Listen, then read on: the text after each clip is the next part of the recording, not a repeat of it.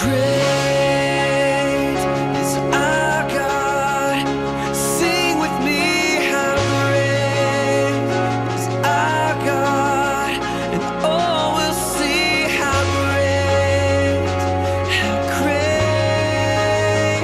is our God.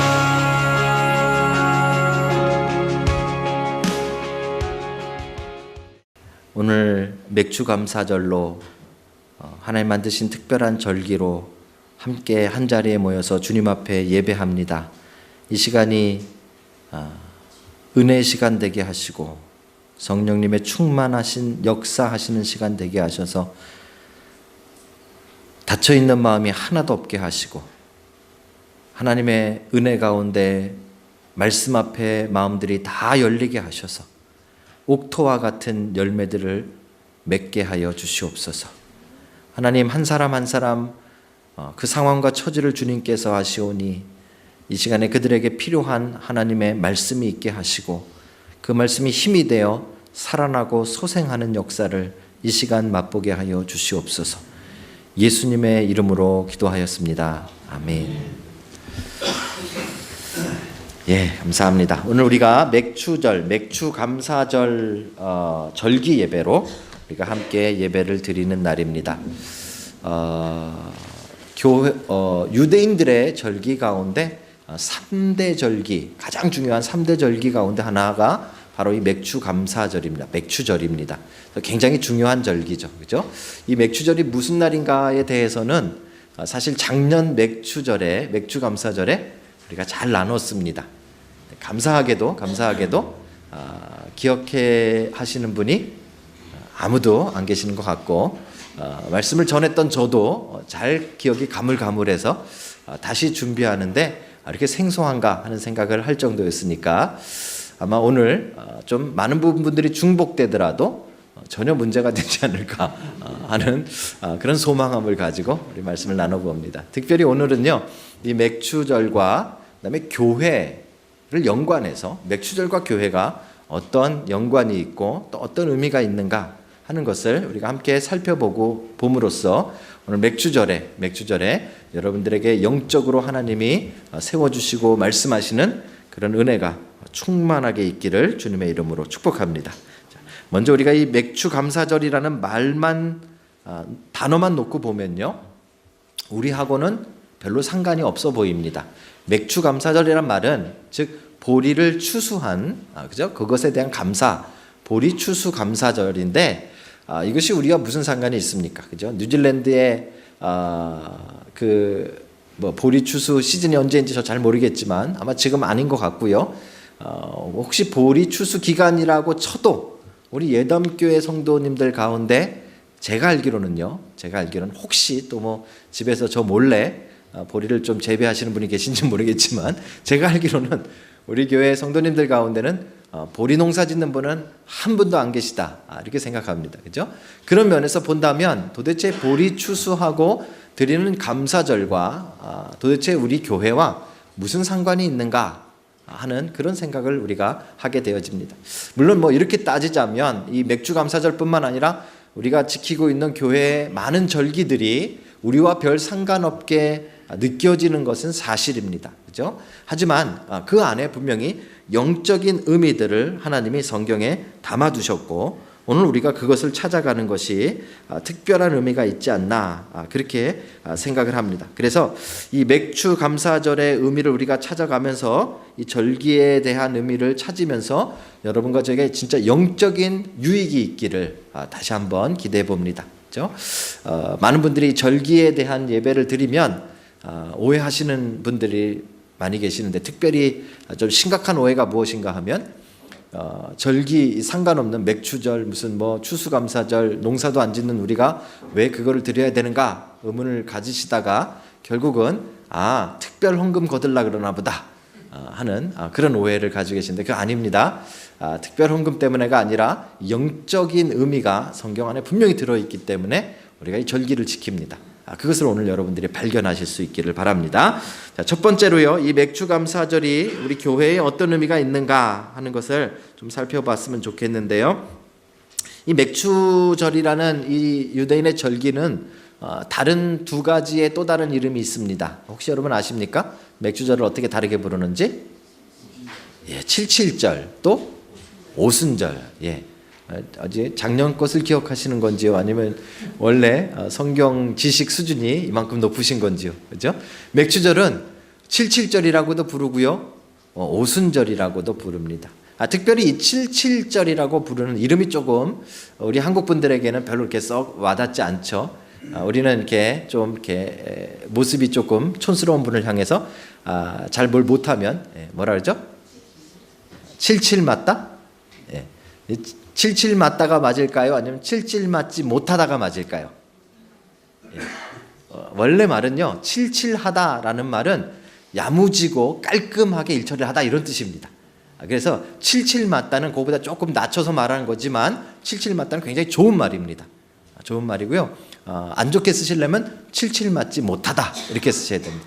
그러니까 혹시 누군가 아이고 거기 강 목사님 이렇게 칠칠 맞아 그러면은 기뻐하십시오. 좋은 말입니다. 칠칠 맞다는 게 좋은 말입니다. 깔끔하고 야무지고 일처리를 잘했다 이런 뜻입니다. 국어사전을 찾아보니까 그렇죠? 갑자기 상관없는 얘기로 갔습니다. 그 칠칠은 아니고요. 여기서 말하는 칠칠절의 칠칠은 7이 7번 즉 일주일이 7번 있는 77에 49 이 49일을 지나고 지내는 절기 그래서 칠칠절이라고 부르죠. 중요한 거는 뭐로부터 49일이냐 이겁니다. 그죠? 뭐로부터 49일이냐. 이제 마치고 싶으셔서 다들 자, 유대인들은요 절기를 지내는데 달력이 우리랑 조금 다릅니다. 유대인들의 첫 번째 달은 그 아비벌이라고도 부르고요, 니산월이라고도 부르는데 첫 번째 달에 15일이 되면요, 15일부터 일주일 동안 무슨 절기를 지키는가 하면 무교절이라는 절기를 지킵니다. 여러분 잘 아시듯이 무교절이라는 이름은 발효하지 않은, 그죠? 발효하지 않은 누룩을 넣지 않은 떡을 먹는 절기이기 때문에 이 무교절이라고 부르고요. 일주일간 지켜집니다. 요 무교절이 시작하는 그 바로 전날, 그러니까 14일이 되죠. 14일 저녁이 어떤 날인가 하면 여러분 잘 아시는 유월절입니다. 유월절. 그죠? 이 유월절에 절기를 시작해서 그 다음 날인 무교절 15일부터 일주일 동안 이 무교절이라는 이 행사를 지키게 되어지는 것이죠. 여러분 이 절기에 대해서는 여러 번 나눴으니까 여러분 잘 아시죠? 유월절은 애굽을 탈출할 때 10가지 재앙 가운데 마지막 10번째 재앙, 장자들과 모든 동물의 첫 번째 난 새끼를 하나님이 다 사망으로 죽음으로 심판하실 때, 그죠? 이스라엘 백성의 집은 유월됐다, 건너갔다. 그래서 유월절이라고 부르고요. 이제 그렇게 해서 마지막 재앙으로 말미암아 바로가 이스라엘 백성들을 놔주기로 하자 이제 모세와 이스라엘 백성들이 급하게 나와야 됐기 때문에 이 빵에다가 누룩을 넣고 발효가 되려면 시간이 걸리지 않습니까? 그죠? 그래서 누룩을 넣지 않고 딱딱한 빵을 먹으며 광야로 나온 것을 기념해서 지키기 위해서 무교절이다라는 절기를 일주일 동안 지키는 것이죠. 여기까지 여러분 이제 잘 아시죠? 그죠? 근데 이제 이 무교절이 일주일이기 때문에 15일 날부터 일주일 동안 지키기 때문에 일주일 안에는 당연히 꼭 한 번은 뭐가 들어가는가 하면 토요일이 들어갑니다. 토요일. 우리에게는 토요일이 별 의미가 없지만 유대인들에게는 토요일이 무슨 날이죠? 안식일이죠. 안식일. 그죠? 이것을 첫 번째 안식일 이렇게 부르는 겁니다. 이 첫 번째 안식일이 무교절이 시작되면 15일 날 시작되면 분명히 이 일주일 안에는 한 번 들어가죠. 그 첫 번째 토요일, 첫 번째 안식일 그 다음 날이 중요한데요. 좀 복잡합니다. 그 다음 날을 초실절이다 이렇게 부릅니다. 초실절. 이 어떤 날인가 하냐면요. 어떤 날인가 하면 이제 이 그 초실절이 되어지면 이게 첫 번째 안식일 그 다음 날이 되면 새벽같이 이스라엘 백성들이 밖으로 나가서 이제 보리단 첫 번째 익어가는 보리단을 배웁니다. 그것을 가지고 하나님께 와서 이제 제사를 지내는데 이렇게 흔들어서 드린다. 그래서 요제라고 합니다. 그 이 첫 번째 보리단을 흔들어서 하나님께 드리고 그것을 빻아서 하나님 앞에 태워 소제로 드리죠. 그리고 남은 것은 이제 제사장이 먹습니다. 그것을 이제 초실절이라고 하는데 이 초실절에 요제를 드려야만 첫 번째 단으로 첫 열매로 하나님 앞에 드려야만 시장에서 곡식 판매가 시작됩니다. 이것이 되기 전까지는 이스라엘 백성들은 시장에서 대기하고 있습니다. 곡식을 팔 수가 없습니다. 초실절에 첫 번째 하나님께 드리는 첫 열매 제사, 이 초실절 제사가 유대인들에게 굉장히 중요한 것이죠. 그렇죠? 그래서 이제 유월절이 있고요, 무교절이 있고, 그리고 이 초실절로부터 카운트를 시작해서 77절을 세는 겁니다. 그래서 초실절이 우리가 지키는 이 77절 또는 맥추절의 근본이 되어지고요, 출발점이 되어지는 것이죠. 이 초실절이 그래서 굉장히 중요합니다. 이게 도대체 우리하고 무슨 상관이 있는가? 보리 농사가 우리와 무슨 상관이 있는가? 굉장히 의미가 있는데요. 아까 우리 어떤 분이 잠깐 말씀하셨는데, 영적인 의미가 이스라엘의 절기들에 들어져 있는데, 특별히 요한복음을 보시면 예수님께서 무슨 날에 돌아가셨다라고 이야기하는가 하면 6월절에 돌아가셨다 이렇게 설명합니다. 그 이유는 이제 6월절에 하나님의 심판이 임할 때 이제 어린 양을 한 마리 잡아서 6월절 식사로 그걸 온 가족들이 먹고 그 피를 문지방과 문설주에 발라두면 하나님의 죽음의 사자가 그 집만 뛰어넘는다, 유월한다. 그래서 그게 6월절이죠, 그죠? 그래서 곧 어린 양의 피를 가지고 생명을 건진 것, 그게 6월절의 의미입니다. 그런데 그 의미를 살려서 예수님께서 언제 돌아가셨는가 하면 6월절에 돌아가십니다. 그래서 예수님이 6월절에 십자가에 달려 돌아가시며 흘리신 그 보혈로, 그 예수님의 피로 우리의 마음의 문설주와 문지방에 바른 사람들은 이제 사망에 이르지 않고 그 생명에서 건짐을 얻는 것, 그게 6월절의 진짜 의미죠. 그렇죠? 영적인 의미입니다. 그래서 우리는 6월절 하면 양고기가 생각나는 것이 아니라 6월절 하면 예수님의 보혈이 생각나야 되는 겁니다. 6월절 하면 피가 생각나야 되는데 그게 바로 예수님의 보혈인 것이죠. 예수님께서 그렇게 6월절에 돌아가셨다고 성경이 이야기합니다. 특별히 요한복음이 그 부분을 강조하는데, 예수님이 6월절에 돌아가시고 그 시신을 이제 무덤에 안치시켜 놓고, 그리고 나서 안식일 날엔 이들이 아무것도 안 하기 때문에 안식일을 지키는데, 그 안식일이 어떤 안식일입니까? 아까 말씀드린 무교절 기간의 첫 안식일이죠. 그죠? 첫 안식일이죠. 요한복음을 보면 그 안식일이 지난 그 다음날 새벽에 마리아와 그 다음에 여인들이 어디로 갔다고요? 예수님의 무덤을 찾아갑니다. 자, 이 시간은 어떤 시간인가 하면 아까 설명드린 대로 따지자면 무교절의 첫 번째 안식일 다음 날이니까 초실절 날 아침입니다. 초실절의 아침에 사람들은 다 보리단을 베기 위해서 다 성 밖으로 나아가서 보리밭을 향해서 나아갈 때 이 여인들은 깨어서 어디로 갔는가 하면 예수님에게 가는 것입니다.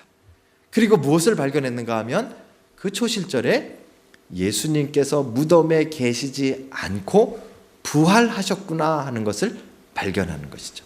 그렇죠? 그래서 6월절은 예수님의 죽음, 십자가에 달려 돌아가신 예수님의 보혈과 연관이 있다면, 이제 이 초실절은 무엇과 연관이 있는가 하면 예수님의 부활과 연관이 있는 것입니다.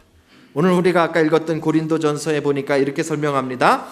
20절에 그러나 이제 그리스도께서 죽은 자 가운데서 다시 살아나 잠자는 자들의 첫 열매가 되셨도다. 여기서 말하는 첫 열매가 무엇입니까? 바로 초실절에 드려지는 그 첫 보리단 오메르를 말하는 것입니다. 그래서 지금 바울이 이 이야기를 할 때, 첫 열매라는 이야기를 할 때 사람들의 머릿속에는 무엇이 떠올랐는가 하면 초실절에 맨 처음으로 하나님 앞에 드리는 그 보리단이 생각나는 겁니다. 그 첫 열매가 생각나는 것이죠. 마치 예수님의 부활이 그 첫 열매처럼 하나님께 드려진 것처럼 이제 그 뒤에 많은 이들의 부활이, 여러분과 저의 부활이 하나님께 드려질 것에 대해서 지금 바울이 이야기하고 있는 것이죠. 그렇죠? 바로 그 초실절이 예수님의 부활과 연관이 되어지고요, 이 초실절이 우리가 지키는 맥추절의 출발점이 되어지고 근간이 되어지고 원인이 되어지는 것입니다. 자, 그렇게 본다면 여러분, 교회의 가장 중요한 본질 가운데 하나는 무엇인가 하면 바로 이 부활이라는 것입니다. 그렇죠? 이 교회는 어떻게 해서 세워졌는가 하면 바로 이 부활이, 예수님의 부활이 근거가 되어지고 출발점이 되어져서 교회가 시작되어진 것인 것이죠. 그렇죠? 그래서 맥주 전에 우리가 생각해야 될 건, 교회된 우리들이 생각해야 될 것은 무엇을 생각해야 되는가 하면 49일 전에 있는 예수님의 부활이 생각나야 되고, 그 부활이 근거가 되어줘야 되고, 그 부활이 우리에게 의미가 있어야 된다는 말입니다. 다른 말로 말씀드리면 교회의 근간은, 교회의 근본은, 교회의 본질은 예수 그리스도의 보혈이다 이 말입니다. 부활이다 이 말입니다. 그렇죠? 그래서 이제 우리의 삶에 우리의 신앙에 가장 중요한 것은 무엇인가 하면 바로 이 부활이라는 것입니다. 첫 번째로 중요한 것은 바로 부활에 대한 소망입니다. 여러분과 제가 이 땅을 살아갈 때 우리는 이 땅이 마지막이 아닌 것을 알고 믿고 살아가는 것이죠. 예수님께서 재림하셨을 때 여러분과 제가 부활될 것을 믿으며 사는 부활의 소망이 여러분과 제 안에 있어야 된다는 말입니다. 성경이 말하는 부활의 소망은 우리의 몸의 부활까지도 포함하고 있는 것이죠. 그렇죠? 단순한 우리의 영혼이 다시 깨어나는 그런 정도의 부활이 아니라 우리의 몸까지 다시 온전해지고 하나님께 드려지는, 하나님께 부활로 드려지는 그날이 바로 예수님이 재림하실 날인 것입니다. 그것을 여러분과 저는 고대하고 소망하는 그 소망이 우리 안에서 끊어지지 않아야 그게 참된 교회의 모습인 것입니다. 여러분 안에 이 부활의 소망이 있습니까? 여러분 부활에 대한 소망으로 오늘도 하루하루를 살아가고 계십니까? 이 부활의 소망이 꺼지면 더 이상 교회가 아닌 겁니다. 교회는 이 부활 위에 세워진 것이기 때문에 그런 것이죠. 부활에는 소망만 있는 것이 아닙니다. 부활에는 능력이 있습니다. 부활의 능력은 무엇입니까? 예수님께서 6월절에 돌아가시고 사망 권세가 더 이상 예수님을 붙잡지 못하고 그 권세를 깨고 일어나신 날이 바로 부활하신 날 아닙니까? 그렇죠? 그래서 교회인 우리도 무엇을 가져야 되는가 하면 바로 이 부활의 능력을 가지고 있어야 되는 것이죠. 여러분과 저에게 필요한 것은 바로 이 부활의 능력입니다. 부활의 소망은 나중에 이루어지는 일이기 때문에 미래적이지만 부활의 능력은 꼭 미래적이지 않아도 됩니다. 그 부활의 능력은 이미 여러분과 저의 삶에 나타나야 되는 것이고 오늘 여러분의 삶 속에 나타나는 것이 부활의 능력이라는 말입니다. 이 부활의 능력은 어떻게 나타납니까? 여러분과 제가 더 이상 사망 권세에 주여 있지 않다는 증거로 나타나는 것이 부활의 능력이 되는 것입니다. 그래서 우리 예담교회가 바로 이 부활의 능력 위에 세워져 있어야 되는 겁니다. 다시 말씀드리면요, 교회에 어려움이 있죠. 교회에 힘든 일이 있습니다. 교회에 고난이 있고 핍박이 있고 환란이 있어야 됩니다. 교회는 살아있어야 되기 때문에 우리가 지난주까지 영적 전쟁을 말씀을 나눴던 것처럼 교회가 정말 살아있다면 영적인 공격이 있는 것입니다. 그죠? 그래서 교회는 핍박 가운데 있고 환란 가운데 있고 어려움이 있고 문제가 생깁니다. 하지만 교회는 그게 끝이 아니라 교회는 예수 그리스도의 부활을 근거로 해서 시작된 것이 교회이기 때문에 교회에는 부활의 능력이 나타나고 그래서 환란과 사망과 그 권세로부터 자유해지는 부활의 능력이 체험되어지는 것이 교회의 모습이라는 것이죠. 여러분 이 부활의 능력을 체험하는 여러분 되시길 주님의 이름으로 축복합니다. 단순히 공동체적인 것뿐만 아니라 여러분의 삶이 교회의 삶이기 때문에 여러분이 오늘도 체험하고 경험해야 되는 것은 낭망이 아니라 좌절이 아니라 실패가 아니라 부활인 것입니다. 그렇죠? 여러분 삶에 어려움이 있더라도 여러분 삶에 고난이 있더라도 여러분 삶에 힘든 일들이 계속해서 다가올지라도 다시 한번 일어서고 다시 한번 회복되고 다시 한번 부활하는 그 능력이 여러분과 제 삶에 있어야 된다는 것이죠. 그렇죠? 그게 맥주 감사절에 숨겨져 있는 부활의 의미인 것입니다. 그렇죠? 우리 교회는 바로 이 초실절로부터 출발한 것입니다. 계산이 여기서부터 되는 겁니다. 다시 말씀드리면 예수 그리스도의 부활에서부터 우리가 출발되어진 것입니다. 사랑하는 성도 여러분, 여러분 삶에 부활의 능력이 가득하시길 주님의 이름으로 축복합니다. 오늘 여러분들이 그 부활의 능력이 무엇인지 이 말씀을 통해서 오늘 말씀을 통해서 분명하게 여러분 삶 가운데 경험하시는 한 주가 되시길 주님의 이름으로 축복합니다. 두 번째로요, 이 맥주절에 담아두신 또 다른 교회의 의미는 그 또 다른 이름인 오순절에서 우리가 찾아볼 수 있습니다. 이 오순절, 아까 77절을 초실절부터 센다 이렇게 말씀을 드렸는데 이 초실절 첫 번째 날, 이 날을 이 유대인들이 뭐라고 부르는가 하면 오메르 첫 번째, 오메르 1 이렇게 부릅니다. 무슨 이야기인가 하면 이제 이스라엘 백성들이 드리는 그 보리단을 히브리 말로 오메르라고 하는데 그 보리단, 첫 번째 보리단을 오메르 1, 그 다음 날부터 계속 이 추수가 시작되기 때문에 오메르 2, 오메르 3, 오메르 4 갑자기 제가 영어로 하려니까 오메르랑 오메가랑 조금 헷갈렸습니다. 오메르 1, 오메르 2, 오메르 3 이렇게 해서 언제까지 센다고요? 오메르 49까지 세는 겁니다. 그렇죠? 아까는 일주일씩을 잘라서 계산했지만 이 오순절의 개념은요. 일주일씩이 아니라 하루씩을 계산해서 거꾸로 넘어갑니다. 그래서 오메르 1부터 오메르 49까지 가고 마지막 도장을 찍는 마지막 오메르의 마지막을 찍는 날이 그 다음 날인데 그날이 50일째 되는 날이죠. 이게 이제 맥추절인 것입니다. 자, 이 50일이기 때문에 한국 순수한 말로 순이라는 단어가 있습니다. 순이 열이라는 뜻입니다. 열. 그죠? 그래서 옛날에 순장 하면은요, 10명을 다스리는 사람을 순장이라 그러는 겁니다. 그래서 오순절 하면 이 순이 5개 있다. 그래서 50일째 되는 날을 바로 오순절이라고 부르는 것이죠. 그래서 오순절은요, 이제 카운트다운을 시작해서 하루가 계속 지나서 49일이 지나고 50일째 도장을 찍는 날입니다. 이 도장을 찍는다는 말은 무엇인가 하면 그 전까지 49일째 있었던 날과 이제 다르게 새로운 출발을 시작한다, 이런 의미가 오순절 안에는 들어있는 것입니다. 그렇죠? 왜 오순절 안에 이런 의미가 들어있다라고 제가 말씀을 드리는가 하면 실제로 이스라엘 백성들이 이 곡식으로 소제를 드릴 때, 소제는 곡식의 제물입니다. 곡식으로 제사를 지낼 때 아까 말씀드린 대로 초실절부터 어떤 제사를 지내는가 하면 누룩이 들어가지 않은 무교병 제사를 지냅니다. 무교병으로 하나님 앞에 드립니다. 그런데 놀랍게도 오순절 날에는요, 누룩을 집어넣고 새로운 떡으로 하나님 앞에 드립니다. 레위기 23장에 보시면 이 날을 그래서 특별한 날로 기록하고 있습니다. 오순절에는 누룩을 넣은 떡으로 하나님 앞에 드리게 되어 있죠. 새로운 시작을 의미하기 때문에 그런 것입니다. 실제로 이 오순절 하면 여러분 머릿속에 떠오르는 것이 어디입니까? 바로 오늘 사도행전 2장의 말씀이죠. 사도행전 2장 말씀의 맨 처음에 시작이 바로 오순절이라는 말로 시작되고 있습니다. 신약에 있어서 구약을 넘어서 이제 신약에 들어와서 이 오순절의 진짜 의미를 보여주고 있는 장면이 바로 이 사도행전 2장의 장면인 것입니다. 이 사도행전 2장 바로 이 오순절 이날에 어떤 일이 일어났는가 하면 성령의 강림하심이 일어납니다. 그렇죠? 이 성령의 강림하심으로 말미암아 제자들의 삶은 그 이전의 삶과 오늘 이 오순절로부터 시작되는 삶이 완전히 다른 삶을 살게 되어집니다. 여러분 그거 아십니까? 이 오순절은 새로운 출발입니다. 완전히 다른 삶을 살게 되어집니다. 여태까지 여러분 이 예수님의 제자들이, 특별히 12제자들이 예수님으로부터 직접 제자 훈련을 받았습니다. 그 당시에 제자 훈련은 지금처럼 일주일에 한 번 예배 마치고 잠깐 한두 시간 모이는 그런 제자 훈련이 아닙니다. 예수님이 직접 데리고 다니면서 24시간 데리고 다니면서 했던 훈련이 예수님의 제자 훈련입니다. 몇 년간요? 3년 동안.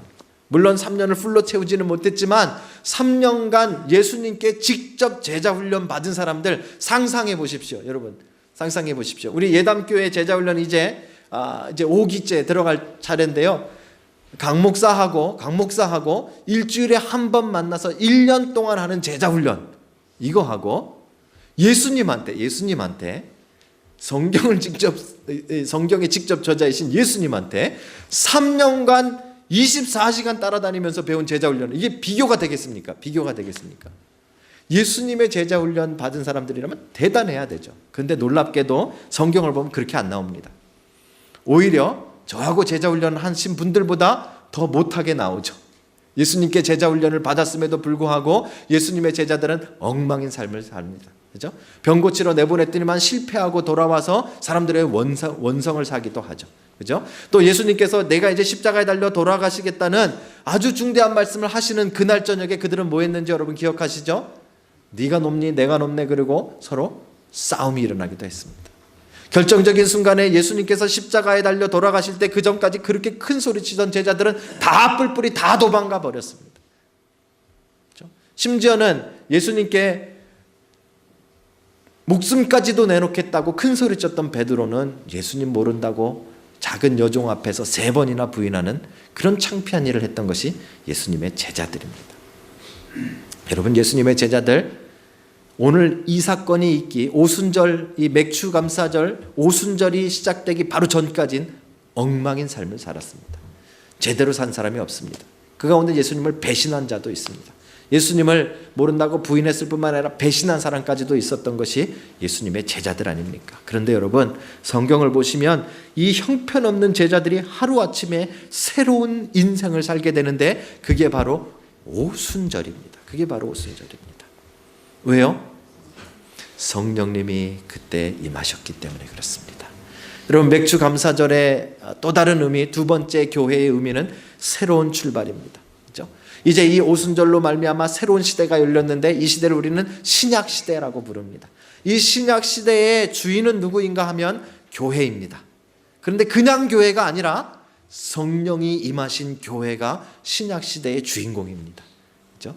성령이 임하시지 않은 교회는 아무 의미가 없었습니다. 성령이 주장하지 않은 교회는 형편없는 모습이었습니다. 그런데 성령의 능력이 임한 그 교회는 완전히 능력의 교회로 완전한 모습으로 새롭게 변화되는 것이 오순절에 나타난 특별한 일인 것이죠. 사랑하는 성도 여러분, 맥주절 또 오순절이 우리에게 보여주고 있는 교회의 의미는 무엇인가 하면 바로 이 성령의 능력이라는 것입니다. 교회의 본질은 바로 이 성령님으로부터 출발됩니다. 교회의 출발은 아까 예수님의 부활로부터 계산되어졌던 것처럼 또한 바로 이 성령님께서 강림하신 성령 강림 사건으로 말미암아 교회는 시작되어지는 것입니다. 교회는 성령이 낳으신 것입니다. 그렇죠? 여러분과 저는 교회되었습니다. 여러분과 저의 인생은 누가 주인이어야 하는가 하면 바로 이 성령의 능력이 주인이 되셔야 됩니다. 그렇죠? 여러분과 저의 삶 속뿐만 아니라 이 예담교회의 삶 속에 나타나야 되는 가장 독특하고 분명한 교회의 특징은 무엇인가 하면 바로 성령의 능력이라는 것입니다. 요즘은 우리가 이것을 너무 많이 오해합니다. 그러다 보니까 이제 공동체 안에서 성령의 능력이 중심되어지지 않고 심지어는 어떤 사람들은 성령을 마치 부리는 사람이 되어지는 것처럼, 성령을 오라 하면 오고 가라 하면 가고 뭐 누구한테 임하라 그러면 임하고 뭐 마치 그 성령을 우리가 부릴 수 있는 것처럼 그렇게 착각을 하고 있는 것도 큰 문제입니다. 여러분이 주인이 아니라 제가 주인이 아니라 성령이 주인이십니다. 그렇죠? 성령이 인도하시는 것이고요, 성령이 시작하신 것이고요, 성령이 완성해 가실 것입니다. 결국 교회의 모든 운영과 교회의 모든 중심은 성령님이 되셔야 함을 분명하게 보여주고 있는 것이죠. 한국교회의 가장 큰 위험이 무엇인지 여러분 아십니까? 제 입으로 말씀드리기에 참 창피스럽게 한국교회의 가장 큰 위험은 목사 중심이라는 것입니다. 모든 시스템과 모든 상황이 목사 중심이 되어진 것이죠. 첫째로 목사들의 책임이고요, 목사인 저도 포함해서요, 목사님들의 책임이고요, 둘째로 성도들의 책임입니다. 그렇죠?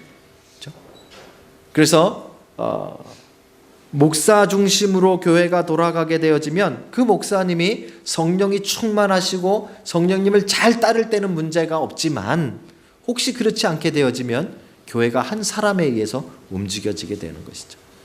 사랑하는 성도 여러분, 교회는 전적으로 성령님의 인도하심을 따라 움직여져야 됨을 믿으시기 바랍니다. 그렇죠? 교회의 주인은 목사도 아니고 장로님도 아니고 그 어떤 사람도 아니고 오직 성령님이 그 주인이심을 우리는 인정해야 됩니다.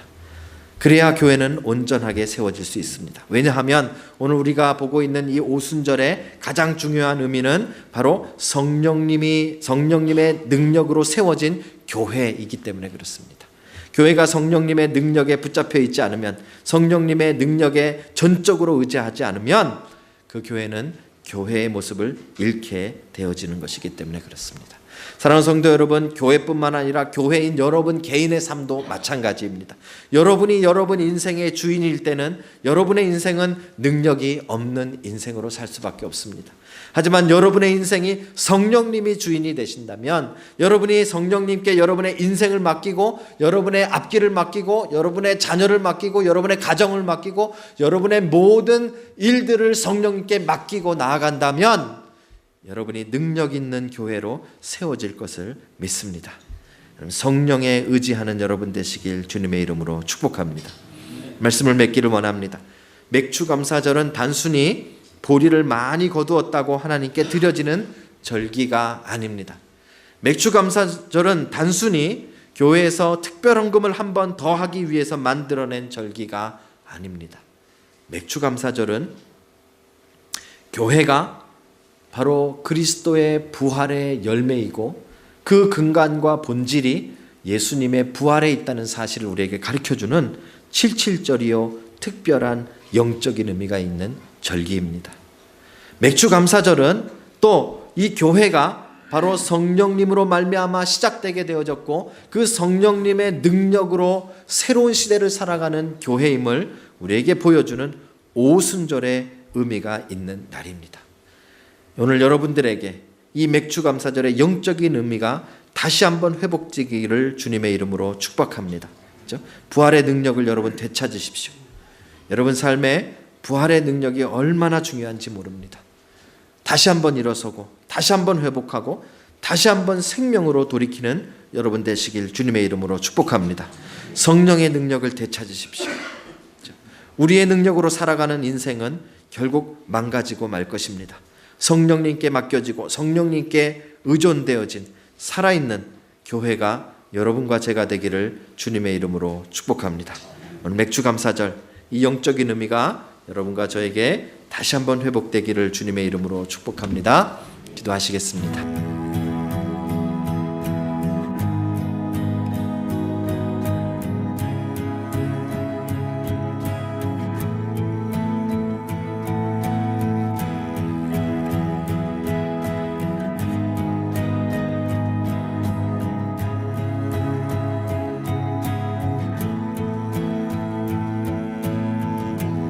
Your grace is enough, more than I need.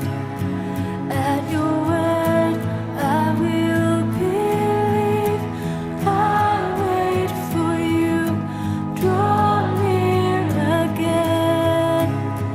Let your spirit make me new, and I will fall at your feet. I will fall at your feet, and I will worship you here.